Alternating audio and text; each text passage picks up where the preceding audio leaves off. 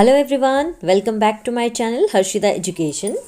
So today in this video we are going to start our chapter 8, a game of chance from class 6th English Honeysuckle book NCERT syllabus. So in this video we'll see the chapter of a game of chance. So let's read before you read. Have you ever won anything in a lucky dip or other such game of chance? तो यहाँ पे इस chapter में आपको बताया जा रहा है कि पहले कि क्या आपने कभी भी लाइफ में कोई गेम खेली है और आपने कोई लकी ड्रॉ कोई इस तरह से लकी चीज़ आपने जीती है. Do you like such games? क्या आपको इस तरह से कोई भी गेम पसंद है जिसमें आप लक के कारण कुछ जीतते हैं? So the whole chapter is about luck. Okay, so let's start. Every year on the occasion of Eid, there was a fair in our village. Eid was celebrated only one day, but the fair lasted many days. Tradesmen from far and wide came there with all kinds of goods to sell. You could buy anything from a small pin to a big buffalo. Uncle took me to the fair. Bhaiya, who worked for us at home, came with us. There was a big crowd at the fair. Uncle was leading us through the crowd when he met a few of his friends. They wanted him to spend some time with them. Uncle asked me whether I would like to look around the fair with Bhaiya till he came back. I was happy to do that. Uncle warned me neither to buy anything nor to go too far out while he was away. I promised that I would wait for him. तो यहाँ पे बताया जा रहा है कि हर साल क्या होता था, ईद का जब मौका आता था तो ईद के मौके में हमारे जो गांव होता है वहाँ पर एक मेला लगता था. अब ये कौन बता रहा है आपको? यहाँ पे एक लड़का है जिसका नाम है रशीद. तो रशीद ऐसा बता रहा है कि हर साल हमारे गांव में ईद के मौके पे मेला लगा करता था. ओके, तो जो ईद का जो त्यौहार है तो वो जब भी आता था उसको बड़े धूमधाम से मनाया जाता था और गांव में जो ये मेला लगता था वो कई दिनों तक चलता था और इस मेले में दूर दूर से व्यापारी आते थे और अपना जो माल थे वो बेचते थे. तो रशीद बता रहा है कि इस मेले में वहाँ पर एक छोटी सी पिन से लेके एक भारी जो भैंस है, मतलब एक जो भारी भैंस बड़ी सी चीज़ है वो मतलब छोटी से बड़ी चीज़ तक, इन शॉर्ट जो चीज़ें हैं वो मिला करती थी. तो रशीद बता रहा है कि मुझे मेरे अंकल जो है यानी मेरे जो चाचा हैं वो मेला दिखाने के लिए ले जाते हैं और हमारे घर में एक काम करने वाले जो भैया थे यानी कि जो नौकर थे उनको भी हमारे साथ ले लेते हैं. तो मेले में बहुत भीड़ होती है तो चाचा क्या होता है, हमें भीड़ के बीच से ले जा रहे होते हैं और उनके कुछ जो फ्रेंड्स होते हैं वो उनको इस मेले में मिल जाते हैं. तो वो चाहते थे कि अपना वो कुछ समय अपने फ्रेंड्स के साथ बिताते. तो इसीलिए मुझे मेरे चाचा ने ऐसा बोला कि जब तक मैं अपने फ्रेंड से बातें करके वापस नहीं लौटता हूँ तब तक तुम इन भैया के साथ अगर मेला घूमना चाहता हो तो मेला घूमो, लेकिन फिर यहीं पे खड़े होना और कोई भी चीज़ तुम खरीदना नहीं.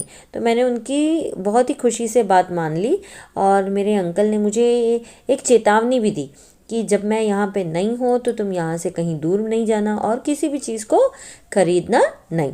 तो मैंने उनको प्रॉमिस किया कि मैं उनका वेट करूँगा. ओके, तो हमने यहाँ पे 3 पैराग्राफ कंप्लीट किए हैं. हम इसमें जो डिफ़िकल्ट वर्ड्स है उसको देख लेते हैं. यहाँ पे आप देखिए फर्स्ट वर्ड है अकेशन. अकेशन का मतलब होता है फेस्टिवल यानी कि कोई भी त्यौहार या फिर अवसर आप जिसे कहते हैं. Next you can see here tradesman. Tradesman का मतलब होता है shopkeeper which you can see here. Okay, in the next paragraph here you can see leading. Leading का मतलब यह होता है गाइडिंग या फिर टेकिंग यानी कि किसी को कहीं पे ले जाना. Okay, now let's start our 4th paragraph. Bhaiya and I went from shop to shop. There were many things I would have liked to buy, but I waited for uncle to return. Then we came to what was called the lucky shop. The shopkeeper was neither young nor old. He was a middle-aged man. He seemed neither too smart nor too lazy. He wanted everybody to try their luck. There were discs on the table with numbers from 1 to 10 facing down. All you had to do was to pay 50 paisa. Pick up any 6 discs, add up the numbers on the disc and find the total. The article marked with that number was yours. तो यहाँ पे बताया जा रहा है कि जब uncle हमें छोड़ के चले गए तो भैया और मैंने क्या किया, हम लोग एक दुकान से दूसरी दुकान जाते रहे और देखते रहे कि भाई दुकानों में क्या क्या सामान मिल रहा है। ठीक है, जैसे आप लोग भी कई बार गए होंगे मेले में, तो आपने देखा होगा कि मेले में तरह तरह की चीज़ें मिलती हैं ना। तो हम लोग भी इसी तरह से दुकान में गए और वहाँ जाके हमने देखा तो बहुत सारी चीज़ें मिल रही थी और मेरा मन भी हो रहा था ख़रीदने का, लेकिन क्या करता, क्योंकि चाचा ने मुझे वेट करने के लिए बोला था। फिर हम एक दुकान के पास पहुँचे जिसका नाम था लकी शॉप। उस दुकान के ऊपर क्या लिखा हुआ था, लकी शॉप। ओके, और दुकानदार ना तो बहुत ज़्यादा यंग इंसान था और ना ही एकदम ओल्ड इंसान था, मतलब अधेड़ आयु का इंसान आप कह सकते हो। ठीक है, और वो बहुत एकदम चुस्त दिख रहा था, एकदम फुर्तीला सा दिख रहा था और जैसे लेज़ी इंसान नहीं दिख रहा था। तो वो जो दुकानदार था वो चाहता था कि हर इंसान उसकी दुकान पे जाए और उसकी दुकान पर जाके अपना जो लक है, यानी जो अपनी जो किस्मत है, उसको आजमाएं। तो उसकी दुकान में एक टेबल रखा हुआ था और टेबल के ऊपर 10 नंबर की छोटी छोटी एक डिस्क कह सकते हैं, प्लेस जो है वो रखी हुई थी जिसके ऊपर कुछ नंबर लिखे हुए थे। तो ये जो गेम था इसको खेलने के लिए 50 पैसे देने पड़ते थे और 50 पैसे देकर कोई भी 6 जो डिस्क है, यानी जो चक्र है, उसे उठाकर जो भी उस डिस्क के जो ऊपर नंबर आता था उसको टोटल करना होता था और जो भी टोटल आता था उस टोटल वाली चीज़ जो वस्तु होती थी वो उसको मिल जाती थी। ठीक है, तो यहाँ पे भी हम इसमें जो डिफ़िकल्ट वर्ड्स हैं वो देख लेते हैं। मिडल एज, यहाँ पे आप देखें मिडल एज, तो मिडल एज का मतलब होता है कि जो अधेड़ आयु का इंसान होता है, या ना तो ज़्यादा बुढ़ा हो या फिर ना ही बहुत ज़्यादा यंग हो। ओके, एंड लक, लक का मतलब होता है फेट, यानी कि आपका जो नसीब होता है या फिर आप जिसे किस्मत कहते हैं, that. Okay, now let's move. An old man paid 50 paisa and selected 6 sticks. He added up the numbers on them and found the total was 15.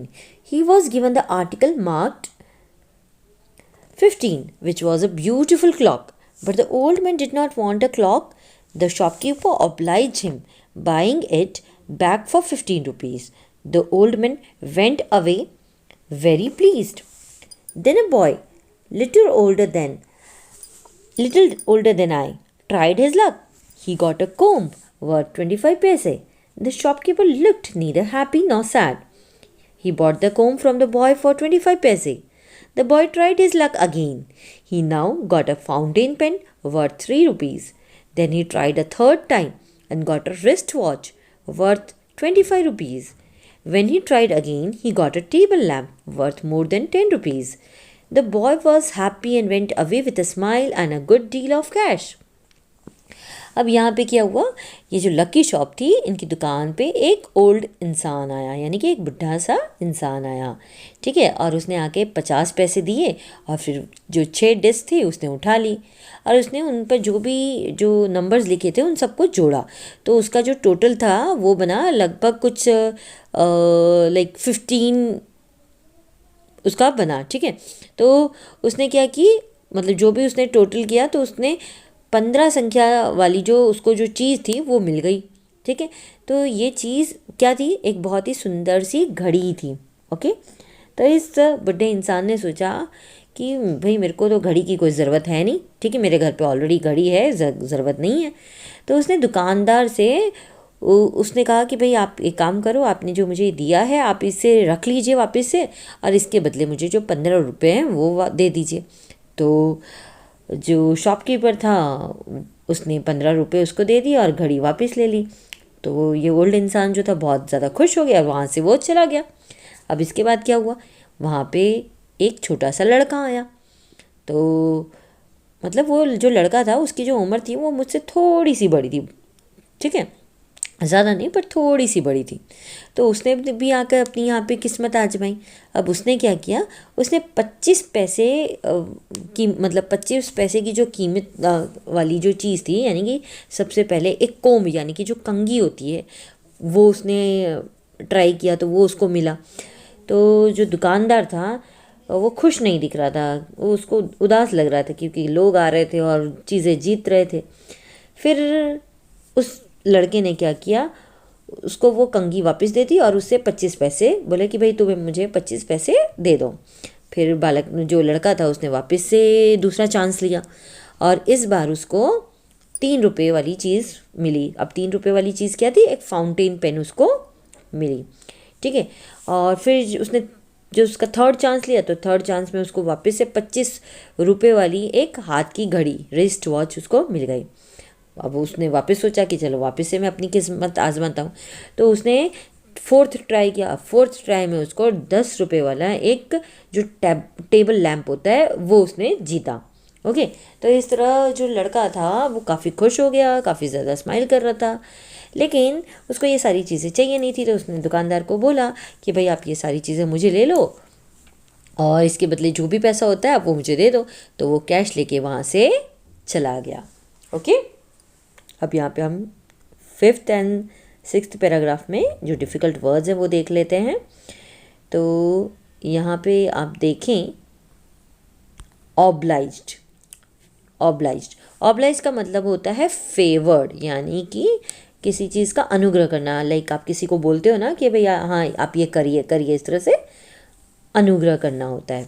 Okay, and a good deal of.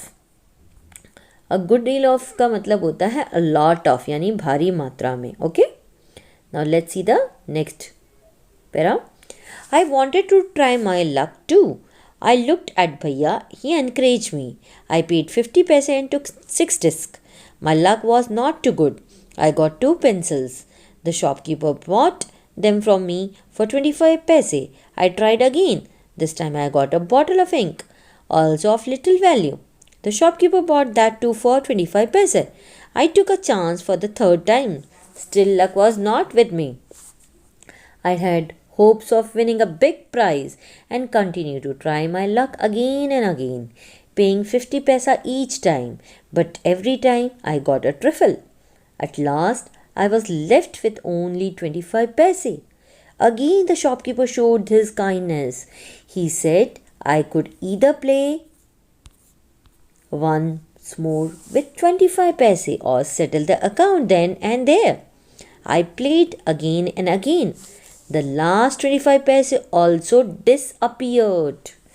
Now here क्या हुआ देखिए, अब जो लड़का था यानी कि जो रशीद है उसने देखा कि पहले एक बुढ़े से अंकल आए, उन्होंने अपना लक आजमाया। उसके बाद एक लड़का आया, उसने भी अपना लक आजमाया।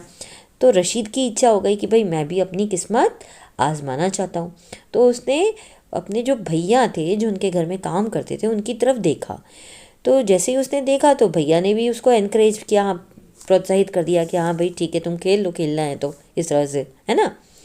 तो रशीद ने क्या किया, 50 पैसे उसको दिए शॉपकीपर को और वहाँ से 6 डिस्क उठा ली और अपनी किस्मत आजमानी चाहिए। लेकिन उसकी किस्मत बहुत ही ख़राब निकली। फर्स्ट ट्राई में उसको क्या मिली, उसको 2 पेंसिल उसने वहाँ से जीती। तो दुकानदार ने उसको उन्हें 25 पैसों में ख़रीद लिया। ओके, मतलब क्योंकि उसको अपना सेकंड ट्राई जो चांस था उसको ट्राई करना था। तो वापस से रशीद ने दोबारा से ट्राई किया। अब इस बार उसको क्या मिला, एक बहुत ही कम वैल्यू वाली जो इंक की बॉटल होती है वो मिली। तो दुकानदार ने उसे भी 25 पैसों में उससे वापस ले लिया। अब वापस से उस थर्ड उसने ट्राई किया। अब भी किस्मत ने उसका बिल्कुल भी साथ नहीं दिया। अब मुझे बिल्कुल लाइक उस वो जो रशीद है वो बोल रहा है मुझे आशा थी कि मैं हो सकता है कोई बड़ा सा जो प्राइज़ है वो जीत लूँ, कोई इनाम जीत लूँ। ठीक है, तो इस बार वापस से उसने ट्राई किया और बार बार वो दाव लगाता रहा। और हर बार उसने क्या किया, हर बार उसने 50 पैसे दिए, पर हर बार उसको कोई ना कोई एकदम छोटी सी एकदम तुच्छ घटिया चीज़ मिल जाती थी, उसको ज़्यादा अच्छी चीज़ नहीं मिलती थी। फाइनली क्या हुआ, उसके पास 25 पैसे बचे। लेकिन जो दुकानदार था वो उस पर दया दिखाई कि चलो भाई इसने कितनी बार ट्राई किया है, इतनी बार ट्राई किया इस तरह से। तो वो बोला या तो आप 25 पैसे लगाकर एक और दाव खेल सकते हो, या फिर एक काम करो, आप अपना हिसाब किताब यहीं पर हाथों हाथ बराबर कर लो, ठीक है। तो रशीद सोचता है चलो वापस से एक और खेल खेल ले, शायद इस बार मैं जीत जाऊँ। तो एक और लास्ट फाइनल वो खेल खेलता है, और फाइनल खेल में भी वो जो 25 पैसे हैं वो हार जाता है।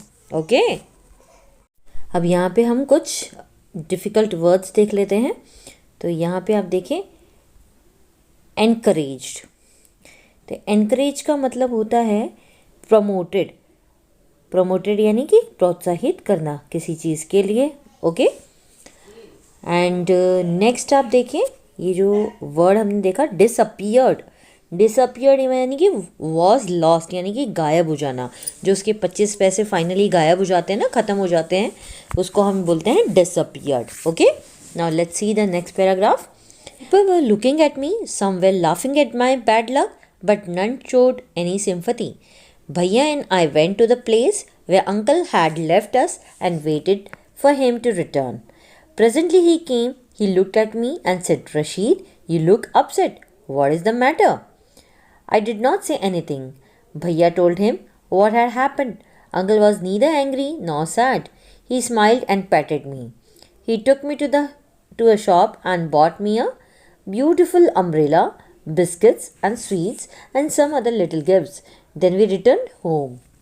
तो यहाँ पे जब मैंने लास्ट के जो 25 पैसे हैं, यानी रशीद जो है वो बोल रहा है जब मैंने लास्ट के 25 पैसे भी खो दिए थे, मेरे पास से गायब हो गए वो, तो आगे पीछे जितने लोग थे जो मुझे देख रहे थे वो मेरी ओर देख रहे थे। कुछ लोग मेरी बदकिस्मती पे हंस रहे थे, कुछ लोग मेरे साथ सहानुभूति दिखा रहे थे कि बेचारा सारे पैसे इसके चले गए इस तरह से। तो भैया और मैंने क्या किया, उस जगह को हमने छोड़ दिया और उसी जगह हम जाके खड़े हो गए जहाँ पर हमको अंकल छोड़ के गए थे, और ये बोला था कि भाई तुम मेरा यहाँ पर वेट करना। अब थोड़ी देर में क्या हुआ, अंकल जो थे वो आ गए, उन्होंने मेरी ओर देखा और फिर मुझे देखकर तुरंत ही वो समझ गए और बोले कि बेटा रशीद क्या हुआ, तुम बहुत ही परेशान दिख रहे हो। तो मैं एकदम चुपचाप खड़ा था।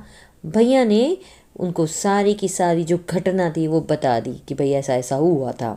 तो चाचा ना तो नाराज़ हुए ना दुखी हुए, बस वो मुस्कुरा दिए और फिर उन्होंने मेरी पीठ थपथपा दी और वो मुझे एक दुकान पे ले गए और मुझे एक बहुत ही सुंदर सी छतरी, कुछ बिस्किट्स, मिठाइयाँ, कुछ और भी छोटे मोटे जो गिफ्ट्स वगैरह है वो उन्होंने मुझे ख़रीद के दिए और हम लोग घर लौट आए। ओके, तो let's see difficult words in this 2 paragraph. So यहाँ पे देखिए सिम्पैथी। सिम्पैथी का मतलब होता है फीलिंग ऑफ बीइंग सॉरी, यानी कि आप सहानुभूति प्रकट करते हो। ओके, प्रेजेंटली, प्रेजेंटली मीन्स सून, फटाफट से, यानी कि जल्दी से। Okay, and next is पैटेड। पैटेड का मतलब होता है रीअश्योर्ड मी, यानी कंफर्टेड मी, किसी की साहस बढ़ाना जिसे आप कह सकते हैं। Okay, now let's see the last paragraph. Back home Uncle told me that the lucky shopman had made a fool of me. No, uncle, I said it was just my bad luck. No, my boy, said uncle, it was neither good luck nor bad luck.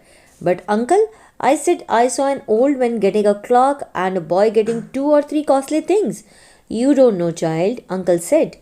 They were all friends of the shopkeeper. They were playing tricks to tempt you to try your luck. They wanted your money and they got it. Now forget about it and don't tell anybody of your bad luck or your foolishness. तो यहाँ पर घर लौटकर चाचा ने उसको बताया कि दुकानदार ने उसको क्या बनाया है, उसको फूल बनाया है, मूर्ख बनाया है। तो जो रशीद होता है वो बोलता है नहीं चाचा ऐसा बिल्कुल नहीं है, ये तो मेरा बैड लक है, मेरी बैड लक की वजह से मैंने कुछ भी नहीं जीता है।